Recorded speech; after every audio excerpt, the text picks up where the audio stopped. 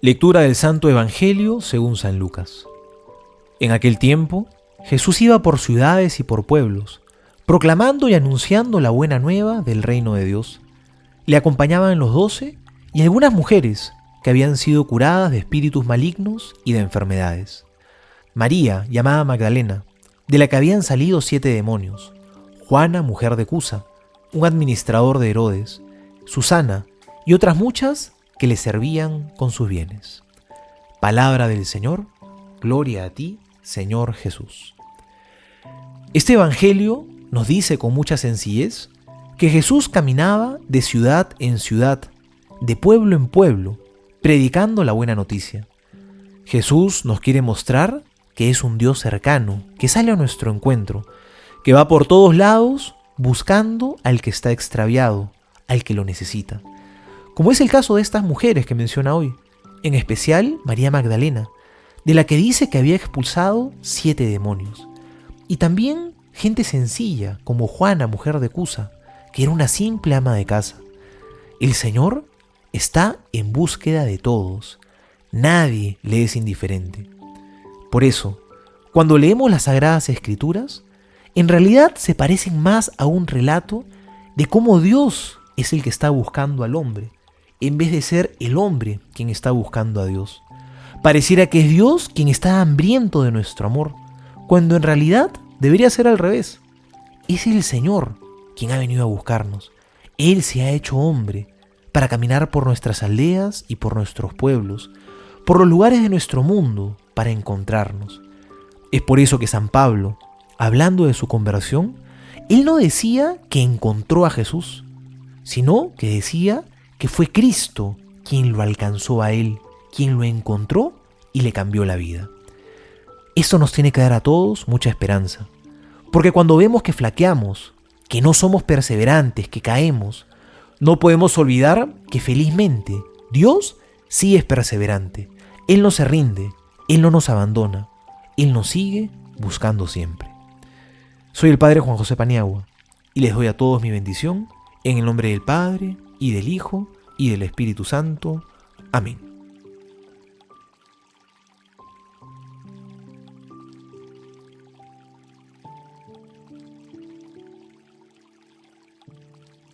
Mes de la Biblia.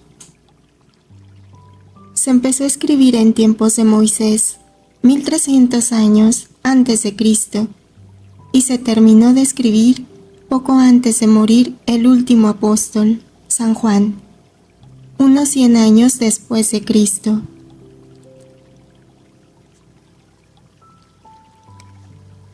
Santos: Andrés Kim Taegong, presbítero; Pablo Chong, Hasang y compañeros, mártires.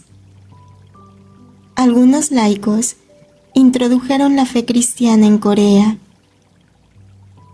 y formaron una vigorosa comunidad que se mantuvo firme y organizada hasta que unos misioneros franceses penetraron secretamente en la región. De esta comunidad cristiana brotaron durante 3 épocas de persecución 103 mártires, de entre los cuales destacan Andrés Kim Taegong, primer sacerdote y celoso pastor, y Pablo Chong Hasang, insigne apóstol laico. Los demás eran laicos de todas clases y estados, que con su muerte consagraron los generosos principios de la Iglesia en Corea.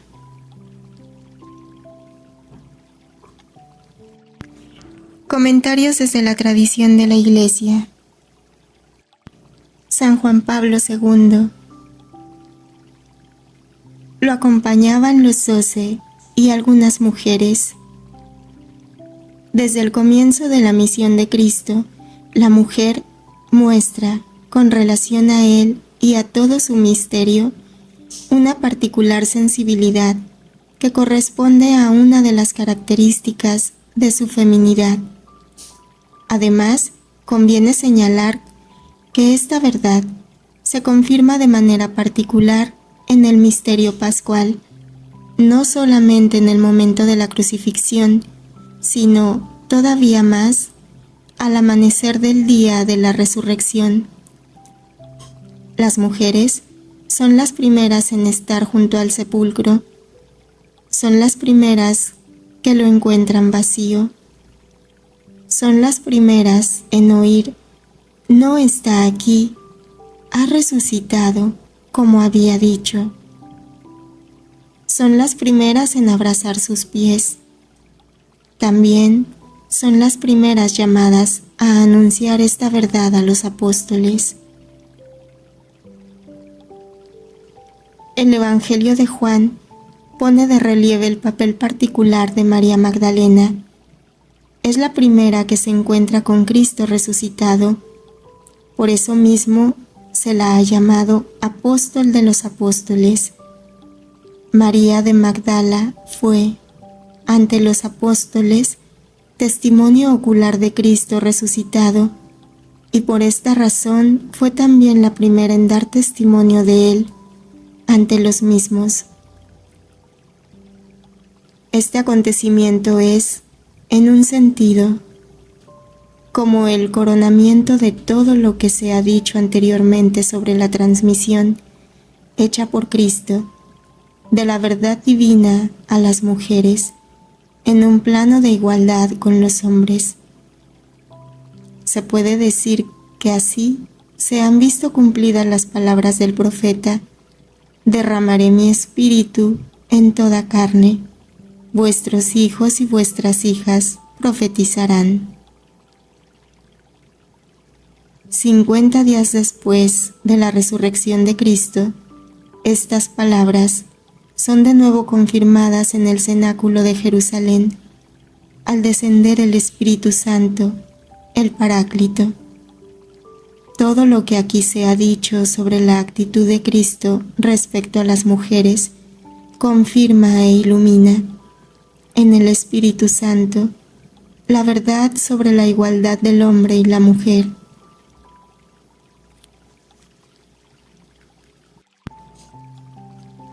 Mulieres Dignitatem 27. Lo acompañaban los 12 y algunas mujeres. En la historia de la Iglesia, desde los primeros tiempos, había, junto a los hombres, numerosas mujeres, en las que se expresaba con fuerza la respuesta de la Iglesia esposa al amor redentor de Cristo esposo. En primer lugar, están aquellas que personalmente habían encontrado a Cristo, que lo habían seguido y que, después de su partida, perseveraban unánimes en la oración, con los apóstoles en el cenáculo de Jerusalén hasta el día de Pentecostés. Aquel día, el Espíritu Santo habló por los hijos y las hijas del pueblo de Dios. Estas mujeres y otras en el transcurso del tiempo han tenido un papel activo e importante en la vida de la Iglesia primitiva, en la construcción, desde sus fundamentos, de la primera comunidad cristiana y de las comunidades posteriores, gracias a sus carismas y a sus múltiples maneras de servir. El apóstol Pablo habla de sus fatigas por Cristo en los diversos terrenos del servicio apostólico en la Iglesia, comenzando por la Iglesia doméstica. En efecto, la fe sin rebajas pasa por la madre a los hijos y nietos, como ocurrió en casa de Timoteo. Esto mismo se renueva durante el correr de los siglos, de generación en generación, como lo muestra la historia de la Iglesia. La Iglesia, en efecto, defendiendo la dignidad de la mujer y su vocación, ha manifestado su gratitud hacia ellas las que, fieles al Evangelio, han participado en todos los tiempos en la misión apostólica de todo el pueblo de Dios y las ha honrado. Santas mártires, santas vírgenes, madres de familia, han dado testimonio de su fe con valentía y también por la educación de sus hijos en el espíritu del Evangelio. Han transmitido la fe y la tradición de la Iglesia, incluso enfrentándose a graves discriminaciones sociales.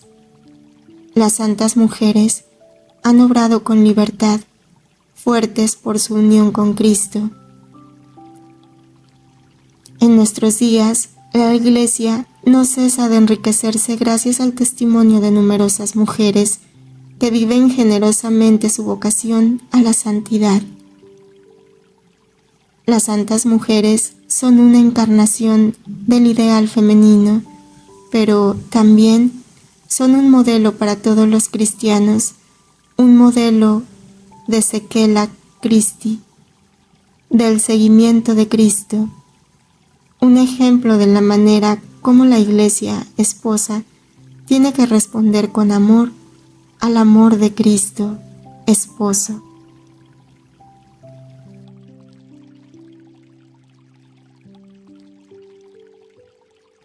Y algunas mujeres.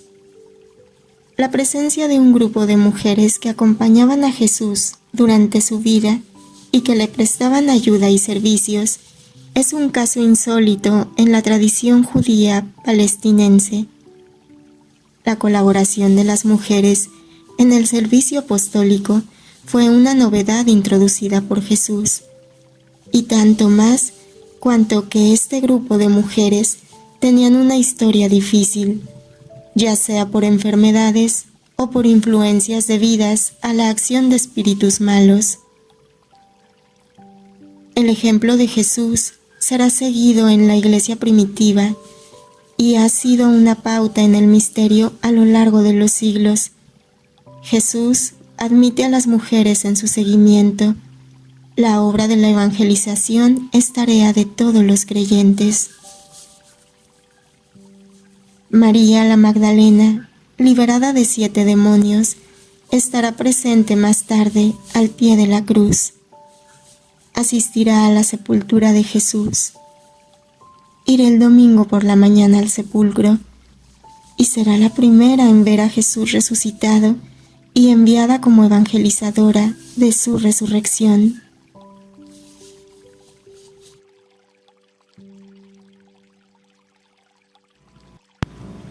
Libro de Cielo, volumen 20, noviembre 6, 1926. De ti sucederá lo que sucedió de mí para el reino de la redención. Hice todo lo que se necesitaba. Formé el fundamento, di las leyes, los consejos que se necesitaban. Instituí los sacramentos. Dejé el Evangelio como norma de su vida. Sufrí penas inauditas hasta la muerte, pero poco o casi nada vi estando en la tierra de los frutos del desarrollo de la redención. Después de haber hecho todo y no teniendo ya más que hacer, confié todo a los apóstoles, a fin de que fueran ellos los anunciadores del reino de la redención, para que salieran los frutos de mis trabajos que hice para este reino. Así sucederá para el reino del Fiat Supremo. Lo haremos juntos, hija mía. Tus penas, tus grandes sacrificios, tus incesantes oraciones para que venga pronto mi reino y mis manifestaciones sobre él, los uniré todos juntos conmigo y formaré los fundamentos, y cuando todo lo haya completado, confiaré a mis ministros mi reino, a fin de que, como segundos apóstoles del reino de mi voluntad, hagan de anunciadores.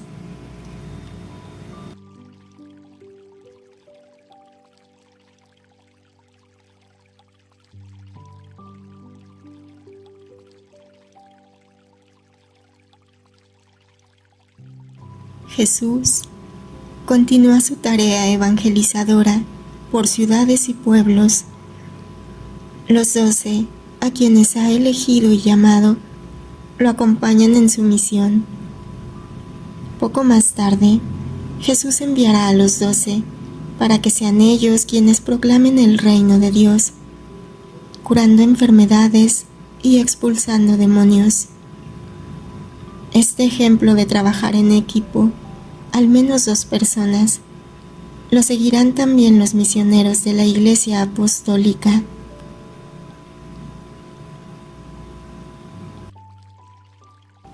Volumen 25, marzo 22, 1929. Hija mía, yo en mis obras me sirvo de medios humanos. Si bien hago la primera parte, el fundamento y toda la sustancia de la obra que quiero hacer, y después me sirvo de las criaturas para hacer que mi obra sea conocida y tenga vida en medio a las criaturas. Así hice en la redención. Me serví de los apóstoles para hacerla conocer, para propagarla y recibir y dar los frutos de la redención. Y si los apóstoles no hubieran querido decir nada de lo que yo dije e hice al venir a la tierra, y encerrados en su mutismo, no hubieran hecho un paso, un sacrificio, ni arriesgado la vida para hacer conocer el gran bien de mi venida a la tierra, habrían hecho morir mi redención en el momento de nacer, y las generaciones habrían estado privadas del Evangelio, de los sacramentos y de todos los bienes que ha hecho y hará mi redención. Fue esta mi finalidad, por la que en los últimos años de mi vida acá abajo, llamé a mi alrededor a los apóstoles, para servirme de ellos como pregoneros de lo que había hecho y dicho. Oh, si los apóstoles hubieran callado, habrían sido reos por las tantas almas perdidas si no hubieran conocido el bien de la redención.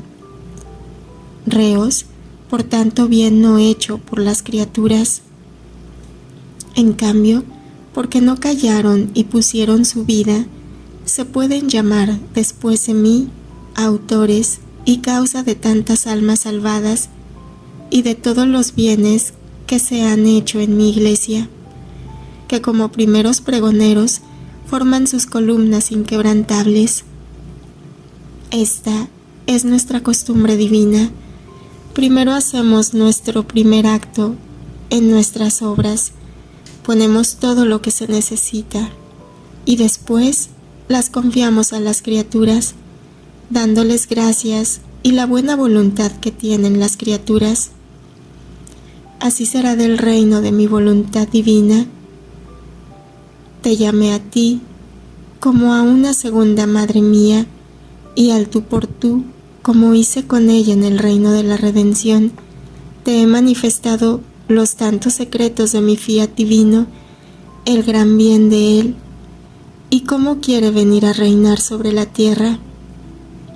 Puedo decir que he hecho todo, y si he llamado a mi ministro a fin de que tú te confiaras con él para hacerle conocer mi finalidad, ha sido para que tuvieses interés de hacer conocer tanto bien.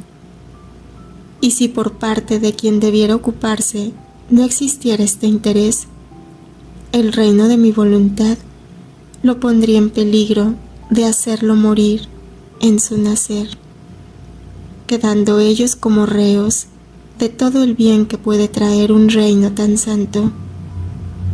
También merecerían que, haciéndolos a un lado, llamara a otros como pregoneros y propagadores de los conocimientos de mi fiat divino, hasta en tanto que no encuentre quien tenga interés y tenga más en cuenta que a su propia vida el hacer conocer sus conocimientos. El reino de mi voluntad no puede tener su principio ni su vida sobre la tierra.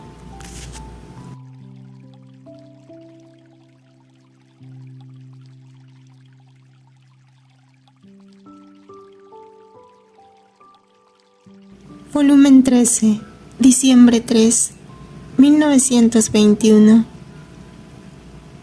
Después de cumplida la redención, debía reafirmar al hombre en los bienes de la redención, y para esto escogí a los apóstoles como confirmadores de los frutos de la redención, donde con los sacramentos debían buscar al hombre perdido y ponerlo a salvo.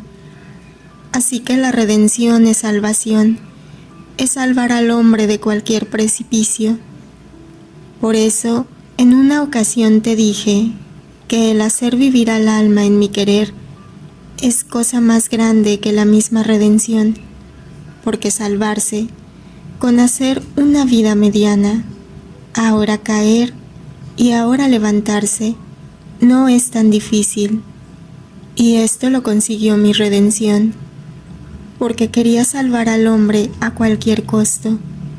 Y esto lo confié a mis apóstoles como depositarios de los frutos de la redención. Así que debiendo hacerlo menos, en ese entonces, dejé para ahora lo más, reservándome otras épocas para el cumplimiento de mis altos designios.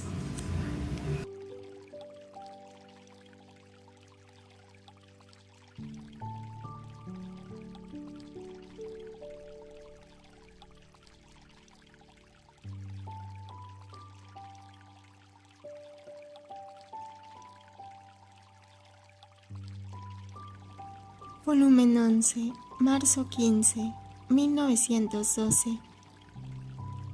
El alma que hace mi voluntad parece que no hace nada, pero hace todo, porque estando en mi voluntad obra a lo divino, ocultamente y en modo sorprendente. Así que son luz que ilumina, son vientos que purifican, son fuego que quema. Son milagros que hacen nacer los milagros, y quienes los hacen son solo los canales, porque en ellas es donde reside la potencia para hacerlos. Así que son el pie del misionero, la lengua de los predicadores, la fuerza de los débiles, la paciencia de los enfermos, el régimen de los superiores, la obediencia de los súbditos, la tolerancia de los calumniados, la firmeza en los peligros, el heroísmo de los héroes, el valor de los mártires, la santidad de los santos, y así de todo lo demás, porque estando en mi voluntad concurren a todo el bien que puede haber en el cielo y en la tierra.